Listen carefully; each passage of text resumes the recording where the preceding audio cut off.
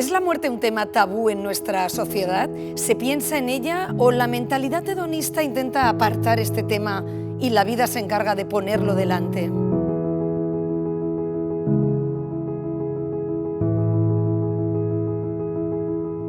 Para hablar sobre cómo deberíamos vivir el final de la vida, sobre cómo mejorar la calidad de vida de las personas con enfermedades avanzadas, cómo acompañarlas, en definitiva, cómo aprender a vivir el último tramo de la vida, nos acompaña Ana María Almansa. Ella es psicóloga, es directora del equipo de atención psicosocial de la Cruz Roja de Almería, que pertenece al programa para la atención integral a personas con enfermedades avanzadas de la Fundación La Caixa.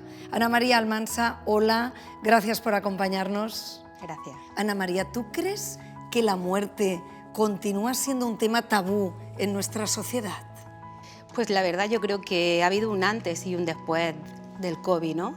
El COVID nos puso a toda la sociedad española y fuera de aquí, nos puso en primera persona que la muerte está y que necesitamos muchísimas cosas en relación a esos procesos de final de la vida, ¿no? ¿Qué necesidades os encontráis en el momento de ayudar a alguien en el final de la vida? Necesidades psicológicas principalmente y emocionales, ¿no? Además, siempre vamos a tener que revisar qué necesidades sociales y espirituales. Pero como no tenemos esa costumbre, esa buena costumbre de hablar del final de la vida y de la muerte, las familias suelen tener dificultades en expresar sus emociones, sus miedos, su situación que van a tener en ese momento y posteriormente cuando se enfrentan a un proceso en el cual te dicen que es que no hay solución, que te van a acompañar en cuidarte hasta el último instante, pero no va a haber cura, ¿no? Va a haber un cuidado y se te remueve toda la vida. Has dicho dos palabras clave, el miedo, el dolor, ¿no? ¿Cómo ayudáis a transitar por el miedo y por el dolor? Pues esto es muy importante porque todo ser humano tenemos determinados miedos, ¿no?, en nuestra vida, pero además cuando hablas con el paciente en una situación final en la que puedes establecer estas conversaciones que son maravillosas, ¿no?, las personas tienen miedo al dolor. Esa es una realidad, tenemos miedo a sufrir, a ese dolor físico, nadie quiere morir con dolor, pero luego está la parte del sufrimiento emocional, ¿no? Tenemos que intentar acompañar, los psicólogos, los trabajadores sociales y los médicos, a que esa persona no va a tener dolor. A la vez esto nos va a dar calma a la familia, ¿no? Que un ser querido haya muerto y haya acompañado hasta el final sin dolor físico es importantísimo, ¿no? Y ese sufrimiento emocional que puede haber en el momento que se rompen lo que nosotros llamamos los pactos de silencio, ¿no? Cuando alguien te dice, es que me estoy muriendo, y lo dice a lo mejor delante de su mujer o de su hijo, y la respuesta rápida es, no digas eso, si te vas a poner bien, si esto se rompe, ¿no? Hay una distancia y hay que intentar que en este caso el enfermo, el paciente, la persona, nos muestre qué necesita contar, qué necesita resolver para poder cerrar una etapa importante, que es la etapa de su vida, ¿no? Hace un momento has dicho esas conversaciones finales y no se me ha escapado que has dicho son maravillosas. Sí. ¿Qué os transmiten las personas que están en esa última etapa de la vida, ¿no? ¿Qué emociones te transmiten? Pues es verdad que desde fuera se ve muy duro porque es una situación muy intensa, ¿no? Poder hablar con alguien sus miedos y qué le está preocupando. Principalmente le preocupa mucho cómo va a estar su familia después, ¿no? Uno quiere cerrar las etapas de su vida o quiere despedirse. Hay muchísima gente que su final es precioso, aunque suene así muy raro, ¿no? Porque se siente en paz, porque ha tenido una vida en la que reconoce que está a gusto con lo que ha vivido y con cómo se va a quedar su familia. Y esas preocupaciones de cómo van a estar los demás son importantes resolverlas, ¿no? Nadie quiere que lo olviden también, esto es. Y dicen aquella frase que viene de atrás, ¿no? Se mueren los que se olvidan. Y de hecho yo siempre explico esto. Recordamos, mi tatarabuela existiría ella, ¿no? Porque estoy aquí, pero conozco cosas porque me lo han contado.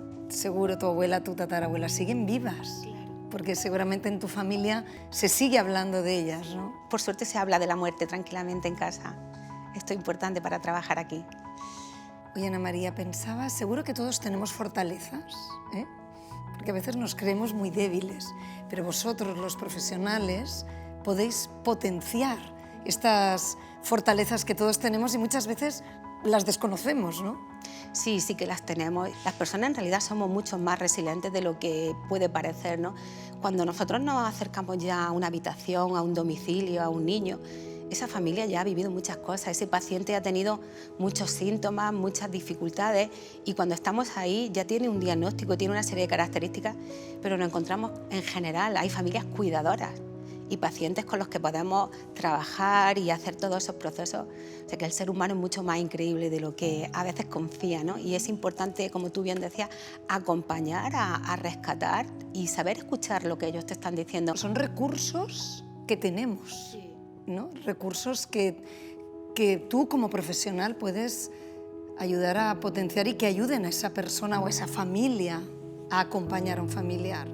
Es importante saber que el final de la vida no tiene que ser una situación complicada ni tiene que transformarse, por ejemplo, un duelo en una enfermedad. El final de la vida forma parte de lo que es la salud. ¿Y cómo podemos elaborar pues, la pérdida de un ser querido? ¿Cómo nos preparamos para el duelo? Alguna vez te he oído hablar de la importancia de las despedidas y ahora mismo lo decías. Ayúdanos a prepararnos para el duelo. A ver, las despedidas, como tú bien dices, son importantísimas. Cuando se acompaña a un paciente y a una familia en una situación de enfermedad y de final de vida, esos familiares, es raro, por decírtelo así, bueno, en número sería un 5%, que un paciente tenga un duelo complicado, que tenga que ir a consulta. Estamos hablando de un porcentaje muy pequeño. Esto nos lleva a la esencia, ¿no?, de acompañar, despedirse, escuchar. Nos da tanta paz al que se va, pero al que está, cumplir los deseos de esa persona, o sea, que no haya habido dolor, que no haya habido sufrimiento, eso nos va a ayudar al duelo. Ana María, te quiero preguntar algo como profesional y si no quieres no me contestas, pero es una pregunta personal. Tú, ¿cómo gestionas tú? Porque tu tarea, tu trabajo no es sencillo. Yeah. Lo has ido diciendo a lo largo de la conversación, momentos que son duros incluso para ti. ¿Cómo lo gestionas? Pues mira, yo parto del hecho de que me encanta mi trabajo. Esto es muy importante, ¿no? Pero sí que es verdad que el sufrimiento está en cada hora, ¿no? En cada hora, en cada día, porque pues, todos los pacientes fallecen, esto es una realidad. Pero hay tanto que nos dan las familias y los pacientes, es que descubres algo que jamás ni lo has estudiado ni lo vas a estudiar, ¿no? Ana María, te quiero pedir para terminar que nos des un consejo. ¿Cómo deberíamos vivir el final de la vida? Bueno, un consejo difícil, ¿no? Ojalá lo tuviera. Tenemos que estar tranquilos en cómo vivimos, no conscientes de que este puede ser el último minuto, pero bueno, hacer planes con calma y ir resolviendo el día a día con esa paz que necesitamos, porque normalmente el ser humano casi siempre muere como vive, es decir, si he tenido la vida tranquila, a lo mejor también muero tranquilo, ¿no? Creo que es importante esto que hablábamos de expresar nuestras necesidades, poder tener ese momento de decir a los demás que queremos, y no delegar responsabilidades, sino dejarlo todo bien explicado para que los demás también puedan estar tranquilos con nosotros. Dices, morimos como hemos vivido, pero yo estoy segura que hay gente que os sorprende cómo cambian en ese final, en ese tramo final de la vida, ¿no? Hay momentos importantes en la vida en los que cambias y puede ser este uno, por supuesto, igual que otra etapa importante es un duelo, ¿no? Todo, en el final de la vida y en el duelo, todo se nos ha derrumbado. Hay personas que sí son capaces, como tú bien dices, y esto ¿no? El ser humano también sorprende, de intentar, bueno, hablar con un hijo, cerrar cosas que estaban ahí, y en el duelo es cuando la gente sí que cambia bastante, ¿no?